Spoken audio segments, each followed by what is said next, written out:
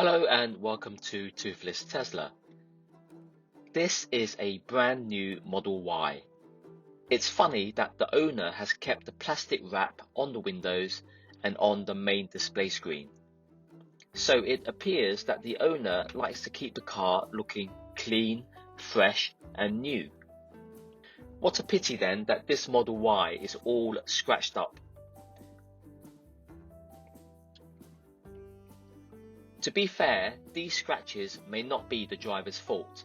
They could have been caused by another driver scraping the side of their car into this Model Y. So I will apologize if this is the case. You can see the plastic wrap still on the display screen. However, looking at the wheel rims, you can see that the driver is pretty careless because all four wheels have curb rash.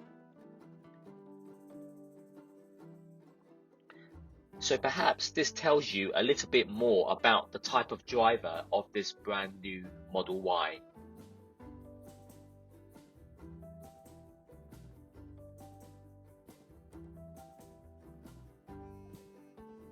Happy to hear your thoughts about this, so please comment below.